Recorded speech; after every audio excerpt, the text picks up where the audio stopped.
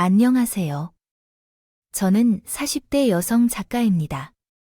글로 먹고 사는 작가이며 어떤 글을 쓰느냐고 하면 뭐 아줌마가 쓰는 글이 뻔하죠. 남녀가 알콩달콩 사랑하는 로맨스 소설을 주로 쓰곤 합니다.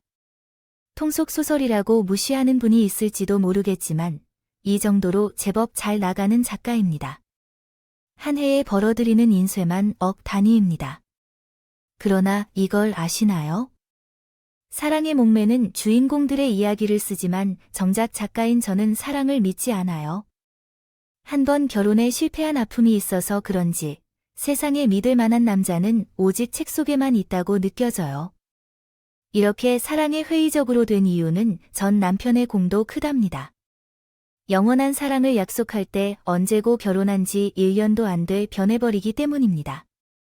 마침내 그러나 게다가 시어머니와 그 집 사람들은 어리석은 한때 제게 대해 무시하고 핍박했던 정도로 내가 고민할 정도로 나쁜 선택을 할 때도 있었습니다. 그런데도 나는 이혼을 해서 이런 대박 작가가 되어 잘 살아가고 있는 것으로 보면 정말 놀라워요. 어떻게 해서 이런 인생 역전에 성공했는지에 대한 비밀에 대해 궁금해하는 사람도 있을 것이고요. 저는 지금부터 제 과거를 숨기지 않고 모두 말해드릴 거예요. 시원한 사이다가 준비되어 있으니 끝까지 꼭 들어주세요. 거꾸로 생각해보면 내 삶은 어릴 때부터 평탄하지 못했어요.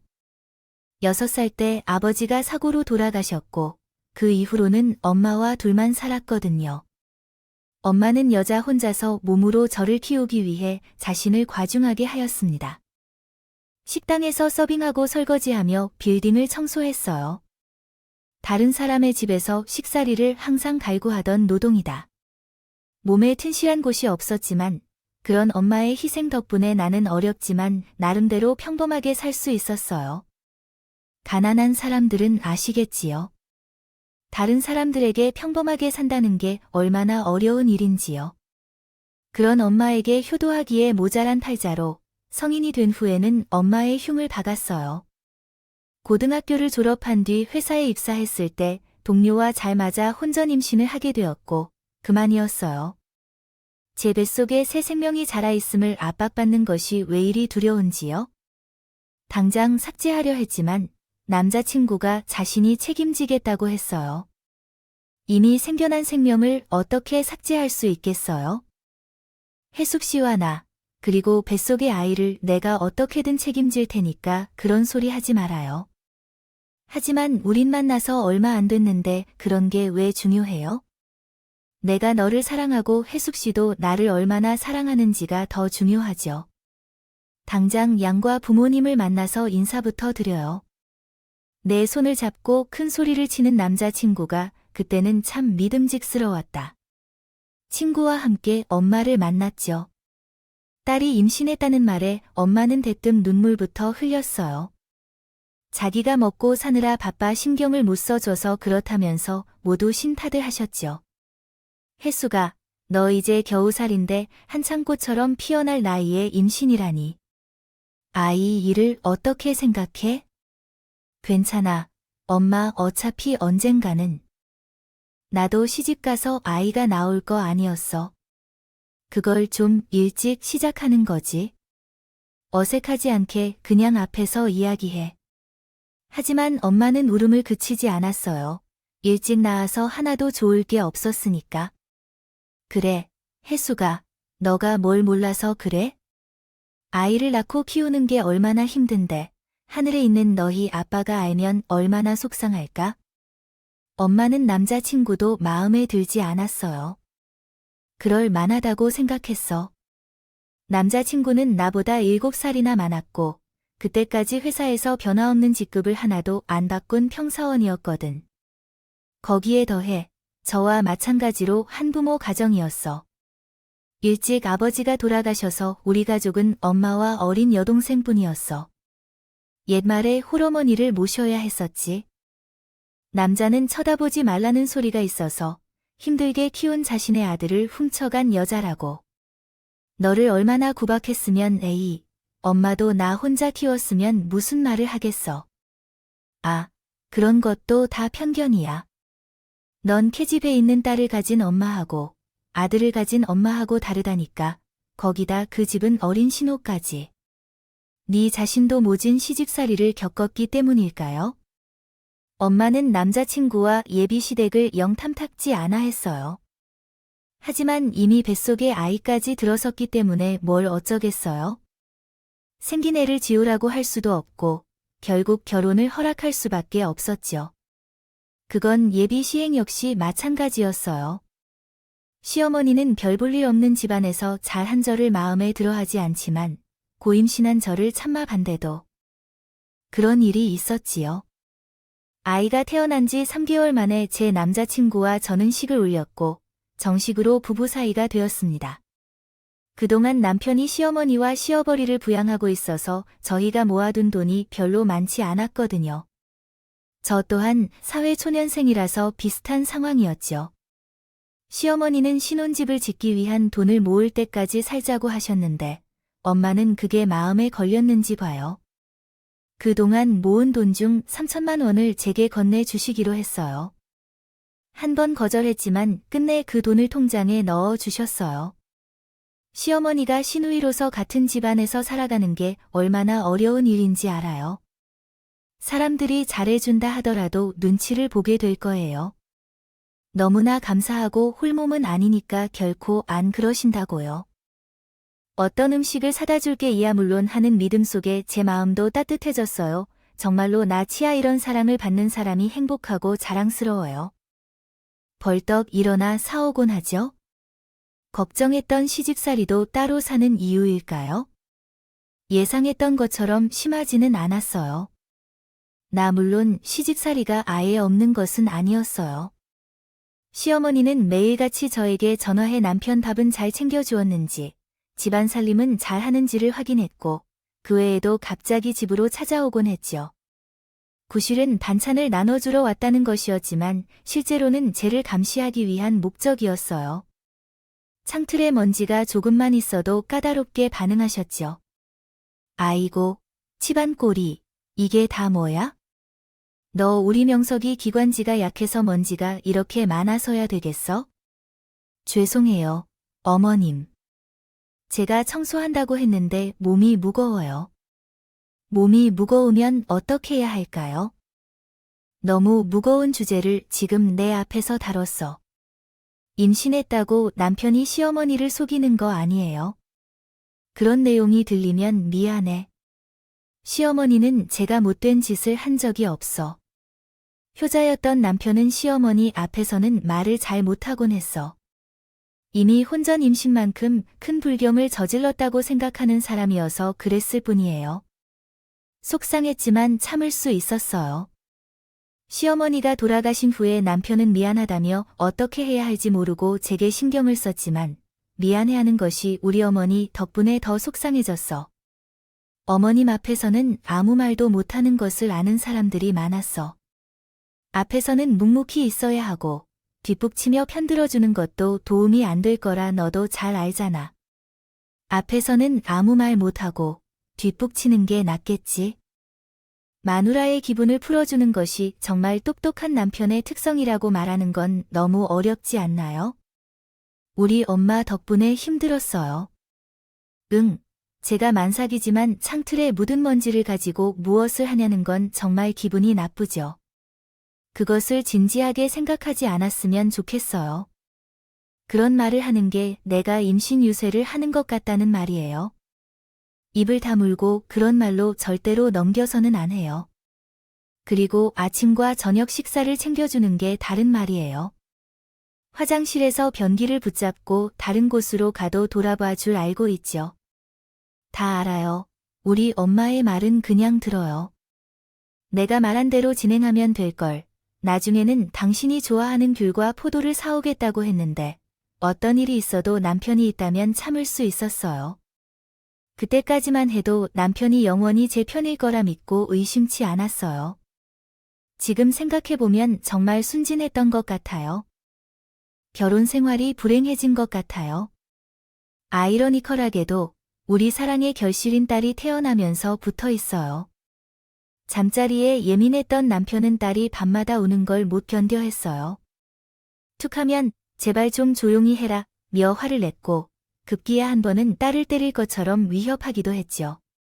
제발 조용히 좀 하라고 그 입을 틀어막아 버리기 전에 아무것도 모르는 젖먹이 태다른 사람도 아니고 애 아빠가 그런다는 게 말이 되나요? 여보, 애한테 무슨 말을 그렇게 해? 애가 뭘 알고 우는 것도 아닌데 아직 말을 못하니까 우는 걸로 자기 의사를 표현하는 거잖아. 알겠니? 나 내일도 새벽 6시에 일어나서 출근해야 한다고. 직장인에게 잠의 중요성을 어떻게 아실 수 있겠어요? 집에서 아이를 보면서 계신 여러분이요. 뭘 알아요? 여러분만 얼마나 힘든지 저 또한 하루 종일 집에서 살아야 해요. 아이를 돌봐야 하는 얼마나 어려운지. 어제도 오늘도 아이를 돌봄으로써 하루에도 2시간도 못 쉬었어요. 그런데 여러분은 뭐 집안일을 도와주는 걸 기대하시나요? 아이를 돌봄하는 것을 도와주실까요? 요즘은 일이 힘들다는 핑계로 집에서 한 손가락도 까딱하지 않으시죠? 남이 보면 말 그대로 살림과 육아를 다 잘 해내는 슈퍼맘이신 줄 아세요? 여러분, 아이 키우는 게 얼마나 힘들다는 핑계로 요즘 내 아침 식사조차 차려주지 않으시죠? 저녁은 시장에서 사오신 반찬만 차려드리고 그런 밀착밥을 먹고 어떻게 힘내서 바쁜 일을 할 수 있을까요? 결국 결혼 생활을 하다 보면 특히 아이가 생기면 부부는 어쩔 수 없이 들어가야 하는 거잖아요. 사이에 서운함이 생긴 거잖아요. 남편과 제가 마찬가지였어요. 그러나 문제는 그 감정을 해결할 방법이 없다는 거였죠. 옛날에는 싸워도 한 침대에서부터 자다 보니 결국 자연스럽게 스르르 풀렸거나 칼로 물베기라고 하지만 저는 언젠가부터 작은 방에서 딸과 함께 둘이 자고요. 남편은 혼자 안방을 썼거든요. 그렇게 각자 방을 사용하다 보니 서로 싸워도 해결할 방법이 없더라고요. 게다가 언젠가부터 남편은 저를 여자로 보지도 않았어요. 임신과 출산으로 망가진 제 몸을 혐오스럽다는 듯이 쳐다보곤 했죠. 당신, 지금 몸무게 몇 킬로그램이야? 나보다 더 많아질 것 같은데 말도 안 되는 소리 하지 마. 내가 설마 당신보다 많이 나가겠어? 배. 접히는 것 좀 봐. 팔뚝도 거의 내 허벅지만 하다고 이게 여자 몸이라고 할 수 있어? 자꾸 그러지 마. 나도 빼고 싶은데 그럴 시간이 어디에 쓸 것을 보랴. 집안일 하랴. 하루하루가 얼마나 전쟁 같은데. 아이고, 핑계도 좋다. 회사 다니면서 애 키우는 여자들. 시간 쪼개서 다들 운동을 얼마나 열심히 하는데. 몸 관리는 사회생활의 기본이라고. 당신이 자기 관리 못하는 것 가지고 핑계대지 마. 남편은 어느 순간부터 점점 저를 무시하기 시작했어요.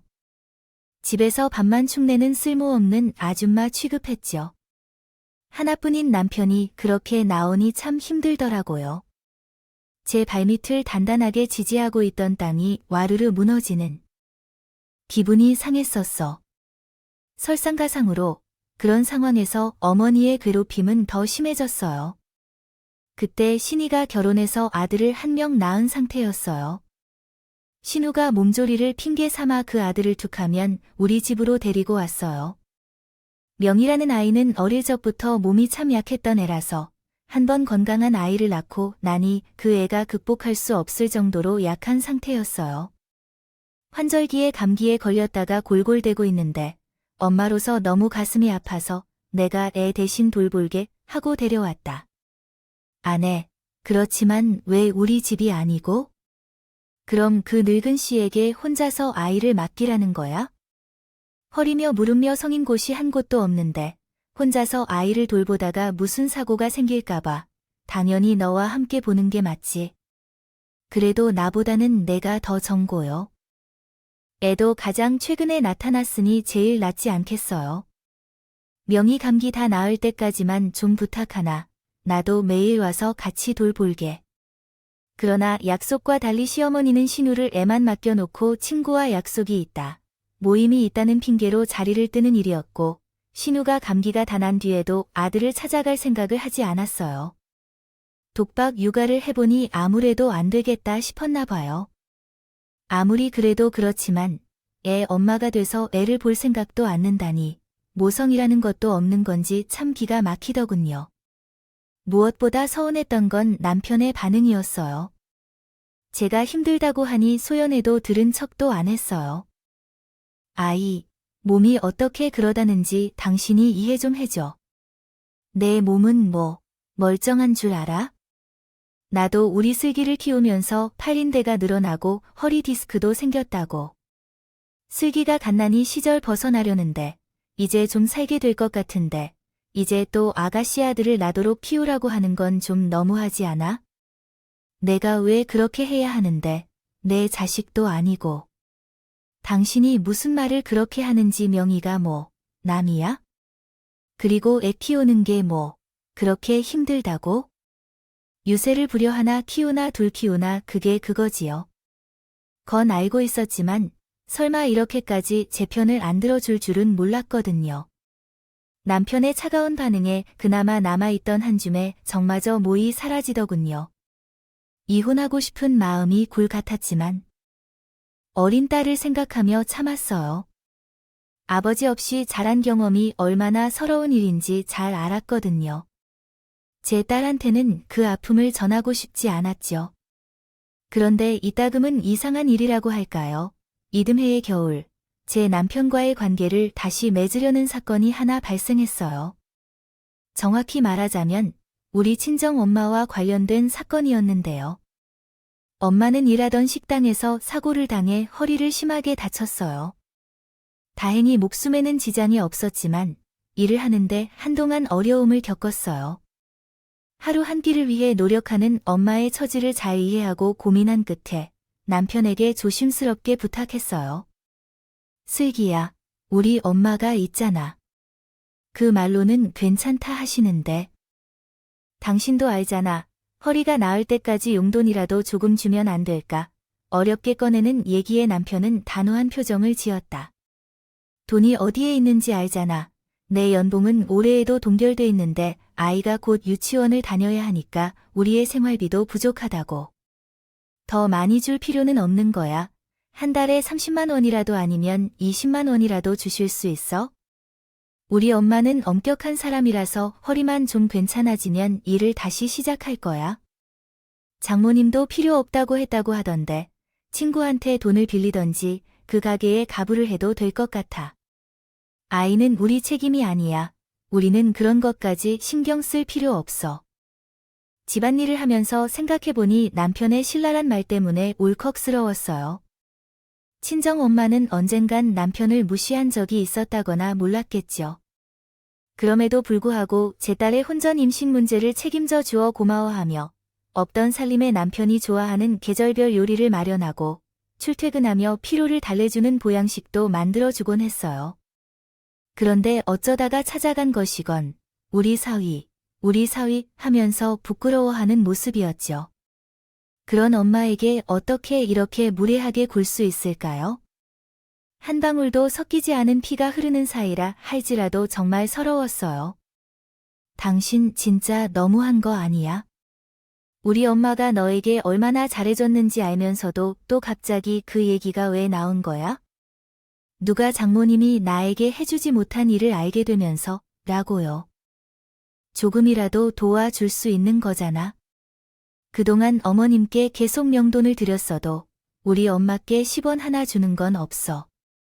생일 때 그냥 밥 하나 살게 전부였고 따지고 보면 결혼할 때의 집도 엄마가 해준 거잖아. 참나이, 집이 어떻게 장모님이 해준 거야? 그 3천만 원 원래 시집 볼 때 다들 그 정도는 하는데. 와, 임신한 딸 시집 보내려면 맨입으로 보내려고 했대. 남편은 결혼할 때 저희 엄마가 돈을 보태준 걸 고마워하지도 않고 있었어요. 돈 받을 땐 이름 푸는데 그렇게 입을 싹 씻는 남편을 보니 기가 막혔어요. 한편으론 스스로에 대한 자괴감도 느꼈어요. 남편이 거절하면 아픈 엄마께 용돈 조금 줄 수 없어서 내 처지가 너무 스트되어 심했죠. 이대로는 안 된다고 생각했어요. 어떻게든 돈을 벌 수 있는 방법을 찾아보려고 했죠. 하지만 세상은 만만하지 않았어요. 경력 단절된 주부가 할 수 있는 일은 없다시피 했죠. 다가 저는 딸은 물론이고 신호의 아들까지 봐야 했기 때문에 집에서 하는 일이 아니면 할 수가 없는 처지였고 아이들이 커서 조금만 참고 살자 하고 일하는 걸 포기할 수밖에 없었는데요. 하늘이 보기에도 그런 저를 안타까워했던 걸까요? 그 시절 제 유일한 취미가 동네 대여점에서 연애 소설책을 빌려다보는 거였는데요. 어느 날 빌려온 책을 무심코 넘길 때 거기에 출판사 매장 주소가 적혀 있는 것을 발견했죠. 그 아래에는 신인 작가들의 재기발랄한 작품을 기다립니다라는 문구가 함께 있었어요. 그 문구를 보는데 이상하게 가슴이 뛰더라고요. 그래도 학창시절에 글쓰기 솜씨가 제법 있었어서 대회에 나가서 상을 탔거든요. 나도 할 수 있지 않을까 하는 근거 없는 자신감이 생기더라고요. 그때부터 시간을 내어 책 한쪽에 글을 쓰기 시작했어요. 평소에 다양한 연애 소설책을 읽으면서 나라면 이렇게 썼을 텐데, 주인공을 이렇게 바꿨을 텐데 하는 상상을 많이 해왔었나 봐요. 생각보다 쓰는 것이 힘들지 않더라고요. 3개월 만에 책 한 권 분량의 소설을 완성해냈고요. 용기를 내어 출판사 몇 군데에 원고를 보냈죠. 그러면서도 설마 답장이 올까 하는 생각이 들었지만 결국 좋은 소식이 오길 기대하며요. 마음이었던데 이게 웬걸, 원고를 보낸 출판사 5곳에서 모두 연락이 왔어요. 계약하고 싶다고 말이에요. 그 중에서 가장 규모가 크고 조건이 좋은 출판사에 답장을 보냈어요. 그때만 해도 출간 계약서를 직접 출판사로 가서 작성해야 했거든요. 그래서 아이들을 이웃집 세대에게 잠깐 맡기고 다녀왔어요. 으리으리 출판사 사무실에서 담당자와 계약서를 작성하는데 왜 그리도 가슴이 뛰더라고요. 아이 작가님, 정말 첫 작품 맞으세요네. 맞아요. 그전에는 소설 써볼 생각도 못 했거든요.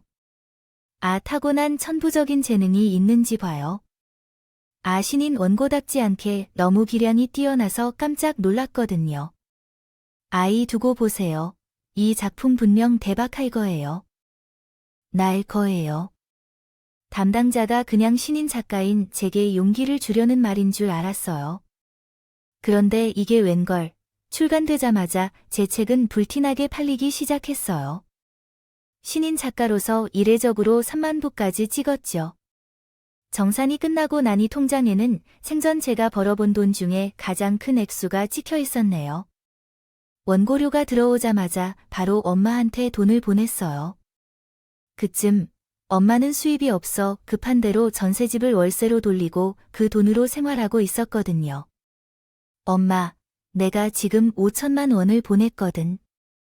이 돈으로 일단 집을 전세로 다시 돌리고 남은 돈은 엄마의 생활비로 사용하고 있어요. 알겠어요. 그 돈은 어디서 번 건데? 박서방이 준 거야? 아니야, 내가 번 거야. 요즘 글을 써서 돈을 벌었어. 얼마 전에 책도 출판했는데 잘 팔려서 돈을 많이 벌었어. 곧 다음 작품도 내놓을 거고, 그러면 더 돈을 벌 텐데 걱정하지 말고, 그 돈은 다 엄마가 쓸 거야.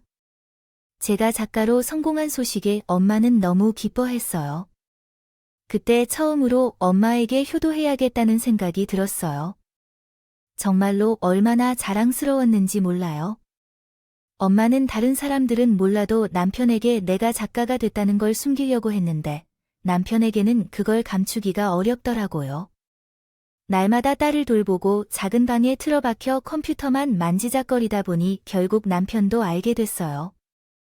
처음에는 남자의 외모에 이상한 채팅을 하는 거 아니냐고 오해했어요. 솔직히 말해봐요. 당신이 바람을 피우러 나갔지. 갑자기 바람은 어떤 바람이야? 무슨 말도 안 되는 소리를 하고 있어요. 그럼 허구한 날 컴퓨터 앞에 앉아서 대체 뭐 하는 건지?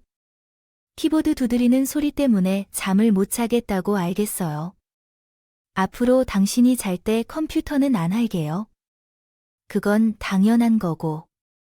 대체 뭐 했냐니? 당신이 진짜 남자들이랑 이상한 채팅을 했던 거? 아니에요. 바람을 피우는 줄 알았는데 너무 억울해서 결국 진실을 밝혀야만 했어요. 그런 건 아니에요. 모르면서 함부로 말하지 말아요. 나는 글을 쓰고 있지. 뭐 글이라니? 무슨 글? 대여점에 가면 있는 연애 소설 같은 거 쓰고 있다는 말이에요. 벌써 2권의 책을 냈다고 하니 처음에는 믿지 않던 남편이 제가 쓴 책을 보여주자 그제야 믿었습니다. 통장에 들어온 인쇄를 보고 눈이 휘둥그레해지더군요. 아니, 당신이 큰 돈을 책을 팔아 벌었단 말이야? 그래요. 원래 5천만 원 정도 있었는데 그건 우리 엄마가 전세집을 하라고 준 돈이에요. 지금 차기작도 준비 중이니까 조만간 또 돈이 들어올 거야. 아니, 왜 진작에 나한테 말 안 했어? 기회가 있으면 말하려고 했어. 나도 이렇게 잘 풀릴 줄은 몰랐고. 야, 당신 진짜 대단하다. 아, 내 마누라가 작가라니. 이게 말이 돼? 제 직업 때문일까요? 아니면 제가 벌어들인 어마어마한 돈 때문일까요? 그 이후로 남편의 제게 대하는 태도가 바뀌었습니다. 달라진 것은 마치 신혼 시절처럼 다정해졌습니다. 그것만으로도 충분했지만 매일 퇴근해 오면서 당신은 집안일에 집중하라며 대신해서 했죠. 서툰 솜씨로 남아 저녁 식사를 차려주기도 했죠. 딸에게도 곰살맞게 고마운 남편을 보며 나조차도 다친 마음이 조금씩 열리기 시작했어요. 어쨌든 딸에겐 아빠가 필요하니까요. 이대로 그냥 가족으로 계속 살아가자고 싶었어요. 그때만큼은 꿈에도 몰랐죠. 남편이 제 성공만 믿고 황당한 일을 벌일 줄은 몰랐었어요. 무더운 어느 여름날, 딸을 유치원에 데려다주고 한창 열심히 일하고 있는데 갑자기 현관문이 열리고 누군가 들어오는 소리가 들렸어요. 시어머니가 오셨다고 생각하며 놀란 마음의 거실로 나왔는데 그것은 단순히 시어머니가 아니라 남편이었답니다. 있더라고요. 아직 퇴근하려면 한참 멀었기에 깜짝 놀랐죠. 당신, 왜 벌써 왔어? 회사는? 그러자 돌아온 대답은 너무 충격적이었어요. 나, 회사 때려쳤어. 여보, 뭐 회사를 때려쳤다고? 오늘 부장 얼굴에 사직서 던지고 나왔어. 내가 말했잖아. 그 부장 새끼, 나한테 무슨 억하심정 있는지. 허구한 날, 나만 못 잡아먹어 안달이었다고. 오늘도 보고서에 오타 좀 난가가지고 머리가 나쁘니 어쩌냐 하면서 인격적으로 모독을 하는 거야. 아, 그래서 더는 못 참겠다 싶어서 그냥 사표 던지고 나왔어. 아니, 아무리 그래도 나 대뜸 회사를 그만둬 버리면 어떡해? 뭔가 대책은 있는 거야? 대책 있지. 나 사업할 거야. 뭐, 사업? 당신, 내 동창 상식이 알지야. 그 자식씨가 얼마 전에 노래방 프랜차이즈를 하나 냈는데 그게 대박이 나지 뭐야. 아주 돈을 포대자루로 쓸어 담고 있다고 해. 안 그래도 나도 비슷한 사업을 생각해 둔 게 있었거든. 상식이 도움 좀 받아서 한번 해보려고 해본 적도 없으면서 당당하게 말하는 남편을 보니 참 당황스럽더라고요. 앞으로 딸이 커갈수록 돈이 더 들지 않을 텐데 가장으로 너무 대체가 없다 싶더군요. 사업도 돈이 있어야 하는 거지. 아무리 뭐 하든 돈도 없는데 무슨 사업이야. 아니, 돈이 왜 없어? 당신, 인쇄 받은 거 그동안 안 쓰고 차곡차곡 모아뒀나? 남편은 아무렇지 않게 제가 써서 모은 돈을 언급하더군요. 돈은 비상금이었어요. 나중에 새로운 가족 구성원이 어떤 문제가 발생할 때를 대비해서 그때 쓸 용도로 마련한 돈인데요. 지금이 바로 그 비상금을 사용할 때라고 생각해요. 나도 이전에는 그냥 평범한 주부였었죠. 하지만 제 마누라가 성공한 작가이고 그녀의 1년 수입이 제 연봉보다 훨씬 많아서 제가 두려워할 만한 것이 어디에 있겠어요. 남편의 결심은 확고했어요. 이미 회사를 퇴사하고 왔는데 저도 할 말이 없었어요. 그래서 남편에게 사업 자금을 지원해 줄 테니 한번 준비해보라고 제안했어요. 아이, 고마워. 아, 역시 당신만큼이나 중요한 사람은 없어. 아이 둔다면 나는 꼭 성공해서 당신 사모님의 칭찬을 듣게 할 테니까. 남편은 항상 그랬듯 이번에도 큰 소리를 치며 반대했어요. 처음에는 경영학원도 다니면서 열심히 준비하는 것 같았지만 1년도 안 가 조금씩 본색을 드러내더니 사업 준비는커녕 친구들과 어울려 다니면서 허구한 날술이나 퍼먹기 바빴네요. 육아와 살림에 다시 신경도 쓰지 않았고요. 이게 남편의 본색이 그나 싶어 그나마 있던 정도 조금씩 떨어지더라고요. 제가 이제 능력이 없는 것도 아닌데 이혼할까 하는 생각을 하루에 수십 번씩 했네요. 그런데 그렇게 시댁에도 사건이 터졌어요. 시누이가 서방님한테 이혼을 당하고 만 거였죠. 그런데 그 사유가 너무나 충격적이었어요. 글쎄, 신이가 다른 남자와 바람을 피우지 뭐예요. 그동안 자기 아들을 자꾸만 제게 맡기던 것도 그 남자와 미래를 즐기느라 그랬던 거더라고요. 졸지에 신이의 외도를 도는 것만 같아 찜찜한 기분을 떨칠 수가 있겠네요. 없었기 때문에 따로 남편께 연락했습니다. 정말 몰랐다고 하지만 미안하다는 말을 거듭했습니다. 과했는데 다행히 마음씨 좋으신 남편께서는 그러한 제 모습을 이해해 주셨어요. 어찌 보면 그런 제가 어떻게든 변명한다는 것도 모두 제 잘못이죠. 지금까지 아주머니는 정말 많은 일로 힘들었을 텐데요. 지금까지 가깝게 지내지 않아 몰랐지만 남편께서는 참 좋은 분이셨어요.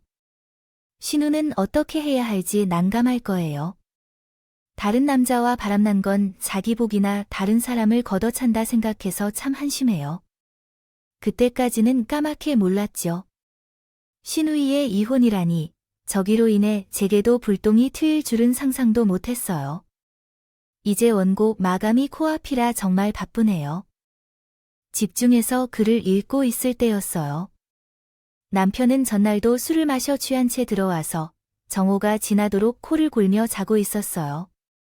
정말 사업을 할 생각이 있는 것인지 회사를 그만두고 하는 일이란 허구한 날 우는 사람들과 어울려 술만 먹고 다니는 남편이 참 불쾌하고 안 되어서 깨워주었어요. 슬기 아빠, 이제 일어나. 곧 슬기가 학교가 끝나고 돌아올 텐데 언제까지 자냐? 아이, 5분만이야. 아, 5분만 더 자도 괜찮지 않아.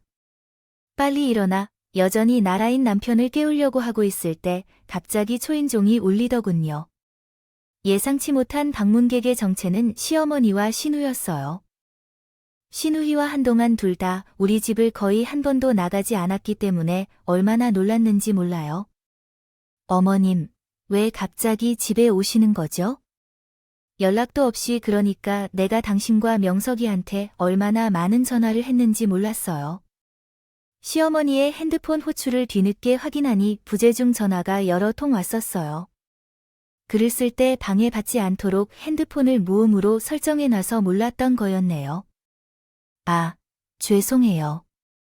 제 몸이 좀 안 좋아서 쉬느라 슬기 아빠도 어제 늦게 들어와서 아직 자고 있어요. 시어머니께서 작가로 일하시는 건 비밀이었다고 하셨어요. 괜히 말해봤자 좋은 소리 못 들을 텐데요. 그래서 됐으니까 명석이 얼른 해결해주세요. 깨워봐라 할 말이 있어서 온 것이니까 시어머니는 대뜸 거실 소파에 자리를 잡고 앉았어요. 눈치를 보던 시누이도 슬그머니 그 옆에 앉았어요. 이혼당한 뒤로 물한 목은 못 넘기며 중내산에 한다던 시어머니 말과 달리 혈색이 좋아 보이더라고요. 오히려 살도 좀 찐 것 같고 말이죠. 어쨌든 마감이 코앞인데 시어머니가 집까지 들어오니 저도 신경이 예민해지고 뭐 때문에 온 건지 모르겠지만 빨리 해결하고 돌려보낼 생각으로 부랴부랴 남편을 깨웠어요. 다행히 남편은 시어머니가 왔다는 소리에 벌떡 일어나 거실로 나갔어요. 아니, 엄마가 여기까지 웬일이에요? 너는 지금 몇 시인데 아직 자고 있어? 아, 엄마는 나를 뭐 계속 일반적인 월급 받고 있는 줄 알아요. 사업하는 사람들은 다 그런가 봐요. 뭐, 수익은 어때? 잘 나오고 있어? 아직 준비 중이라 수익이 나오고 말고 하는 게 어디 있어요. 남편이 갑자기 퉁명스럽게 말을 하자 시어머니의 표정이 어두워졌어요. 아니, 그 사업은 하겠다 하면서 도대체 언제 시작하는 거니? 그럼 너 지금 돈이 아예 없는 거야? 아, 갑자기 돈은 왜요? 아, 명의 또 뭐 샀거든요. 안 그래도 이혼할 때 위자료 문제로 남편이 돈을 좀 보탰거든요. 뭐, 사실상 제 돈이었지만 말이에요. 어쨌든 남편의 질문에 신우이가 입을 쭉 다물었습니다. 난 언제 사고만 쳤나. 치고 다니면서 알아. 갑자기 엄마가 돈 얘기를 왜 꺼내는지. 나도 언제까지 집에서 놀고 먹을 수만 없잖아. 그래서 카페 하나 차리려고 하는데 받은 곳이 목이 좋은 곳이라 그런지 권리금이 좀 세서 말야. 오빠가 한 5천 정도만 빌려주면 안 돼? 그럼 내가 다달이 몇백씩라도 갚을게. 그러자 옆에 있던 시어머니도 슬그머니 말해 보였어요. 그래, 그 명의가 이제 자고 일해본다는데 오빠가 되어 좀 도와주렴. 그제야 시어머니와 시누이가 우리 집까지 쳐들어온 이유를 알겠더라고요. 모녀의 뻔뻔한 요구에 남편도 기가 막혔는지 손사래를 쳤어요. 아이 엄마 아, 내가 돈이 어디 있어요? 아, 퇴직금도 죄다 사업자금으로 쓴 마당에. 아, 지금 먹고 죽을래도 돈이 없어. 없어요. 아, 얼마 전에 명예위자료도 해줬잖아요. 남편의 단호한 말에 모녀의 얼굴이 어두워졌어요. 이 자리에 있어 봤자 좋을 게 없다는 생각이 들어 슬그머니 방으로 들어가려고 했는데요. 그 순간 갑자기 시어머니가 너무나 충격적인 말을 하더군요. 그럼 사돈천 세금 해줬다는 거, 그거라도 좀 돌려받으면 안 되겠니? 갑자기 시어머니 입에서 튀어나온 사돈다는 말에 제 몸이 뻣뻣하게 굳었어요. 그런 제 눈치를 살피던 남편이 황급히 입을 열더군요. 아니 엄마, 여기서 갑자기 그 얘기가 왜 나와요? 왜 너 명의 위자료 보태줄 때 그랬잖아? 부인한테 얼마 전에 그 집 전세금 해줬다고 5천 정도 되됐나? 아, 또 그래요. 얼마나 그래도 어떻게 장모님께 준 돈을 도로 빼앗으셨나요? 아, 장모님의 형편을 아실 거예요. 아니, 그게 지금 무슨 상관이 있어요? 지금 제 동생이 위돌이 생기는데 남편이 제 돈으로 시어머니와 신부에게 용돈을 주면서 허세를 부리는 건 알고 계셨어요. 신부의 위자료도 그렇고 뭐 아들로서도 오빠로서도 체면이 있으니 이해하고 넘어가려 했죠. 하지만 설마 제가 엄마에게 해준 전세금까지 자기가 해준 것이냐고 거짓말하는 줄은 꿈에도 몰랐네요. 모자가 하는 대화를 듣고 있으니 참으로 기가 막히고 코가 막히더라고요. 남편은 제 눈치를 보며 참마 뭐라고 더 입을 열지 못했어요. 그러자 시어머니는 남편이 저를 생각해 그런다고 여겼다고 봐요.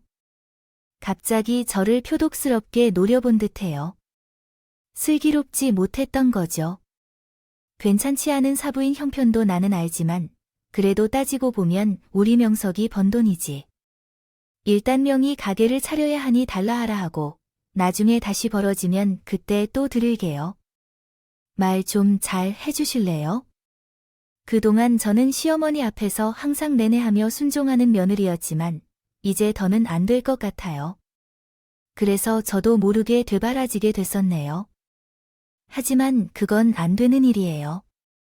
어머님, 제가 이미 엄마한테 준 돈인데 그걸 도로 달라니 어떻게 할 생각이신가요? 그러자 시어머니의 눈빛이 날카로워져서 난 알아 라며 말씀하고 계셨고 저도 이제 할 말은 다 했어요. 살아야 해요. 뭐야, 지금 말 다 했어? 아니요, 다 못했어요. 그 돈은 저희 엄마가 염치 없이 그냥 공으로 받은 것 같네요. 아니에요. 저희 엄마가 저 시집 올 때 쓰라고 줬던 3,000원, 그거 이자 좀 보태서 다시 돌려드린 거지. 그럼 뭐, 나랑 명의는 염치가 없어. 이거야 그래, 삼촌은 부인이 줬던 돈 다시 받아간 거라죠. 근데 나머지 2천은 우리 아들 돈이잖아. 내가 뭔데 그걸로 유세를 부려 참나. 2천만 원으로 이 사람이 번 돈이라고. 이 사람 회사 관둔 게 언젠데. 퇴직금 사업한 거라고 다 써버린 게 언젠데요? 그게 말이 된다고 생각하세요? 제 반문에 시어머니가 기가 막힌다는 듯 두음을 쳤어요. 아니, 얘가 또 갑자기 무슨. 이야, 너도 참 해가 어째서 그리 독하고 못됐니? 하나뿐인 시누이가 이혼당하고 뭐라도 해보겠다며 애쓰는데 돈 몇천 보태주는 게 큰 일 아니야? 힘들어. 그렇게 가족끼리 돕기 싫으면 그냥 이혼하거라. 애초에 우리 아들 돈인데 내가 뭘 이렇게 저렇게야? 그 순간 머릿속에서 뭔가가 뚝 끊어지는 소리가 났어요. 그래서 벌떡 일어나 외쳤죠. 그래, 요이라고 하면 누가 뭐 무서워서 못할 줄 알아요. 뭐야? 아니, 이게 어디 시애 앞에서 건방지게 그러는 어머님은 뭐, 언제 저 며느리로서 존중해 준 적 있으세요? 늘 노예 취급하면서 구박만. 그래 전 시어머니에게 지지 않고 대거리 했어요. 그리고 놀란 채 벙쪄 있는 남편을 향해 단호하게 입을 열었어요. 들었죠? 당신 엄마가 지금 이혼하라고 한 거 나도 더는 못 참겠어. 우리 이혼하자. 왜 갑자기 당신이 그래? 우리 엄마가 한 말 때문이면 아니에요. 전부터 계속 생각하고 있던 거예요. 사업한답시고 회사 그만두고 허구한 날 내 돈이나 축내는 거 더는 못 참겠어. 이혼 서류는 변호사 통해 보낼 테니까. 그런 줄 알아요. 슬기는 당연히 나가 키울 거고 제 자세한 말에 그제야 심각성을 느낀 걸까요? 남편이 허둥지둥 몸을 일으켜 제게 다가왔어요. 아, 여보, 왜 그래? 진짜, 우리 엄마가 그냥 속상해서 하는 말 같고 꼭 이렇게 나와야겠어요. 우리 엄마가 돈으로 하셨다. 나는 책을 쓰고 번 돈으로 위자료를 내 동생에게 주었고 그것도 부족해서 우리 엄마의 전세금을 끌어다 써서 동생에게 주라는 게 말이 돼? 잘한 것도 아니고 바람 펴서 이혼 당한 걸 알아. 당연히 나도 그건 안 된다고 말해야 했어. 진짜야. 근데 왜 잠자고 입을 꼭 다물고 있어? 이번에도 나가 아무 말 없이 젖을 줄 알았어. 내가 그렇게 하는 거 아니야? 애초에 나가 성공하기 전에 우리 엄마가 아파서 용돈을 좀 보태 달라 했을 때 너는 어떻게 했어? 안 된다고 단호하게 거절했잖아. 너가 그렇게 하는데 사람이야? 우리 엄마는 내게 어떻게 대해줬는데? 계절마다 제철 음식 요리해서 보내고 보약 지어 보내고 하나뿐인. 사위라고 얼마나 잘했는데. 근데 이제 우리 엄마 전세금까지 동생의 사업 자금으로 빼돌리려고 해. 그런 건 아니야. 여보야, 진짜 나도 안 된다고 거절할 생각이었어. 근데 왜 가만히 있냐고? 손으로 내쫓았지만 잘못했어. 이렇게 사과할게. 아니야. 알량한 사과 같은 거 이젠 필요 없어. 엄마 때문에 이제야 정신이 번쩍 든다. 내가 미쳤다고 너 같은 거랑 계속 살 생각을 했다니. 손 놔. 저는 그 자리에서 남편의 손을 뿌리쳤다. 들어가 짐을 싸기 시작했어. 남편은 내 단호한 태도에 참을 수밖에 뭐라 말도 못하고 똥 마려운 개처럼 끙끙대기만 했어. 그 시어머니는 그런 모습을 보고 있자니야. 기가 막히다고 하며 헐떡이더니 지금 제가 무슨 말을 하는 거지? 라고 했어요. 세금이랑 명의 위자료를 책선 돈으로 해주라고 해. 이게 뭐야? 돈이라고 무슨 그러는 거야? 그러자 옆에 있던 시누이도 기가 막히다는 듯이 고개를 끄덕였어요. 그러니까 말이야. 집에서 살림만 하더니 미쳤나. 세상에 하늘 같은 시어머니가 싫은 소리 좀 했다고 바로 이혼하겠다고 그러는 꼴 좀 보라니. 뭐, 이혼하면 돈이 알아서 걸어 들어오는 줄 아나? 저게 다 세상 물정 모르고 오빠가 벌어온 돈으로 편하게 놀고 먹다 보니까 그러는 거야. 집에서 애나 키우던 게 뭐, 이혼하면 어디서 돈이 나올 줄. 알았어. 그러더니 남편이 모녀를 향해 화를 내며 소리쳤어. 아이 둘은 아무 말도 하지 않으면서 조용히 해라고. 저 사람 말이 맞아. 지금 우리 생활비는 다 슬기 엄마가 됐다고. 장모님 전세금이나 명예위자료도 다 슬기 엄마가 책을 쓰고 벌어온 돈으로 줬다는 거야. 그러자 시어머니의 얼굴이 하얗게 질렀어. 뭐야, 그게 무슨 말이야? 슬기 엄마는 작년부터 소설 쓰고 있는데 그게 대박나서 이제는 나보다 더 많이 번달 거야. 나는 회사를 그만두고 돈도 못 번지 오래됐어. 그동안 엄마가 용돈이나 명예위자료를 다 줬다는 게 정말이냐? 아니, 근데 왜 나한테 내 돈이니? 제 인생은 완전히 망가졌어요. 어릴 때부터 아무 도움도 주지 않았는데 이제 잘 사는 아들을 이혼남으로 만들어 책임져야 한다며 엄마가 책임져야 한다고 졸지. 아들 머리를 잡은 시어머니는 비명을 칠 수도 없을 정도로 깜짝 놀라서 그 자리에 앉아버렸어요. 신랄하게 남편을 막으려고 하던 시어머니도 그 순간에는 말도 못하고요. 달어 더럽게 들었나요? 오빠야, 미쳤어? 지금 뭐 해? 그러다 엄마가 죽겠어. 아이 손 좀 놔봐. 놓으라고 말했잖아. 너도 잘한 것 하나도 없어. 외도한 남자랑 바람 피워서 이혼당한 주제에 뭐가 잘한 거냐? 돈을 빌릴 땐 달려다 주며 하나뿐인 오빠도 똑같이 이혼남으로 만들었으니까. 이제 속이 시원하냐? 이젠 뭐, 오빠야. 다 말했어. 이번에는 하느님이 남편의 머리를 잡고 흔들기 시작하면서 집이 정말 아수라장이 됐어. 한심해서 참을 수가 없어. 그동안 당신에게 빌려준 사업 자금이나 아가씨 위자료는 다 돌려받을 거니까 그렇게 알아. 빚을 내서라도 마련해 두라고 알겠어. 아, 여보, 진짜 왜 그래? 당신 정말 나랑 이혼할 거야? 나 없이 살 수 있어? 그들의 대화로 이해하는 바에 따르면 남자, 아마도 남편은 동생 아내와 싸우고 있어. 다시 내게로 돌아오려고 하는 것 같아. 동생 아내와 시어머니가 함께 앉아서 나에게 용서를 구하고 있는 것 같아. 어머나, 내가 잘못했어. 내가 돈을 많이 번다는 걸 모르고 있었고, 돈이 없을 때는 계속해서 답답하게 해왔었지. 지금은 성공한 작가라니, 그대로 계속 나를 돌봐주려고 하고 있어. 하지만 나의 의도는 그게 아니라 하려던 말이 다 듣기 싫어. 그리고 그 전에 제가 죽이고 싶은 마음이 있었어. 부디 용서해 주세요, 여자. 그렇군요. 동생이 시청에 제게 말했어요. 저와 엄마가 잘못했다는데요. 시우 씨를 보고 나서 한 번도 따뜻하게 대하지 못하고 모진 태도만 냈어서 미안해요. 앞으로는 그런 일 없을 거예요. 부디 한 번 더 기회를 주세요. 성공한 작가라는 사실을 알자마자 태도가 조금씩 변하는 시어머니와 신우를 보며 정이 조금씩 식어버린다.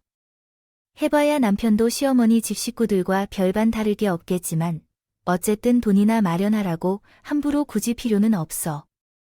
다신 얼굴을 보고 싶지 않겠지만. 여보, 매달리는 남편을 떨쳐버린 후에 그 집을 나왔어. 그리고 딸을 유치원에 데리고 친정 엄마 집으로 향했지. 가는 길에 망설이다가 딸에게 솔직하게 이야기했어. 아빠와 이혼할 거야, 라고. 어린 딸은 엄마랑 함께 살 수 있다면 다 괜찮아. 엄마만 행복하면 돼, 하면서 내 품에 안았어. 그렇게 너무 일찍 성인 문제로 딸을 휘둘러서 미안했다. 가슴이 가타 아픈 거뇨. 친정 엄마에게 이혼 얘기를 꺼낼 때도 가슴이 아팠거든요. 혼전 임신으로 결혼할 때도 엄마의 마음에 상처를 줬지만 이제와 이혼 얘기를 꺼내기엔 부끄러웠어요. 다행히도 엄마는 그러한 딸을 품 안에 안아주셨어요. 그동안 얼마나 힘들었는지 엄마는 알지 못하고 미안해하며 잘 살고 싶었어요. 엄마 보란 듯이. 정말 죄송해요. 그리고 미안해야 할 이유가 뭔지 모르겠어요. 오히려 엄마는 좋아하실 거예요. 이제야 우리 딸과 손녀와 함께 살 수 있어서. 요즘 세상에 이혼이 큰 문제인 것 같지 않고 다 괜찮다 생각해요. 엄마의 품 안에서는 얼마나 많이 울었는지요. 몰라요. 제가 그토록 꿈꾸던 따뜻한 가정은 꼭 남편이 없어도 이룰 수 있다는 걸 너무 늦게 깨달았네요. 그 뒤로 저는 바로 변호사를 고용해 이혼을 준비했어요. 예상했던 대로 남편은 절대 이혼해주지 않으려고 버텼고 결국 소송까지 하게 됐죠. 지리한 법적 다툼 끝에 다행히 저는 승소할 수 있었어요. 남편과 갈라선 건 물론 딸도 제가 키울 수 있게 됐죠. 신우이 위자료는 남편 사업자금으로 보태줬다가 돌려받을 수 있었고요. 이게 다 남편이 그동안 가해했던 모진 구박과 시댁의 고되고 힘든 시집살이가 입증된 덕분이었는데요. 전 남편과 시댁 식구들은 그 뒤로 완전히 패가 망했어요. 전남은 회사를 그만두고 준비하던 사업을 무리해서 진행했다가 결국 실패해 3억 원이 넘는 빚을 지게 되어 파산했습니다. 그 빚을 갚으려다가 공사 현장에서 노동하다가 허리를 다쳤기 때문에 지금은 집에서 휴식 중입니다. 그런데도 인생이 꼬여버린 것이 자신의 엄마 때문이라며 시어머니를 엄청나게 원망하는 것 같습니다. 시어머니는 나이가 많아도 시장에서 허들의 일을 하며 생활비를 벌고 있다고 합니다. 이혼 후 거지가 된 신우이는 내연 남자에게도 버리고 다시 만난 젊은 남자가 사기꾼이라는 사실을 깨달아서 마지막으로 남아있던 돈까지 다 잃게 되었습니다. 빼앗기고 빈털터리가 되어 지금은 집에 틀어박혀 술만 마신다 하더군요. 남매를 책임지느라 시어머니는 허리 한 번 못 펴고 죽어라 일하고 있다. 한때 가족이었던 만큼 씁쓸한 마음이 드는 것도 사실이에요. 하지만 다 자식 농사 잘못 지은 시어머니 본인의 업보 아니겠어요. 남보다 못한 사이가 된 만큼 이제 더는 신경 쓰지 않으려고 해요. 반면 쟤는 이혼 후 훨씬 더 행복한 삶을 살고 있어요. 그동안 글 쓰면서 돈과 남편에게 받은 위자료로 시내에 있는 아파트 한 채를 구매했는데 그 집으로 친정 엄마도 모셔와서 지금은 딸까지 포함해 여자 셋이 오순도순 잘 살고 있어요. 엄마는 크게 아픈 곳 없이 정정하시고 딸도 저와 남편 때문에요. 삐뚤어지지 않을까 걱정했는데 다행히 바르게 잘 자라고 있어요. 공부도 잘하고 곧잘 많은 무슨 대회에 나가서 상도 받아왔답니다. 참 기특하죠. 앞으로도 더도 말고 덜도 말고 딱 요즘처럼만 지냈으면 좋겠어요. 엄마는 제가 하루빨리 다른 좋은 남자를 만나 재혼하기 바라시지만 글쎄요. 전 남편한테 하도 크게 되어서인지 아직은 누군가를 만날 용기가 없네요. 제가 능력이 없는 것도 아니고 의지가 부족한 것도 아니죠. 이대로 평생 남자 없이 혼자 살아도 괜찮지 않을까 싶기도 해요. 썰밤 구독자 여러분, 생각은 어떠신가요? 댓글 달아주시면 다 읽어볼 테니까 의견 있으면 남겨주세요. 긴 얘기 들어주셔서 감사합니다. 모두에게 감사드립니다. 건강하시길 바랍니다.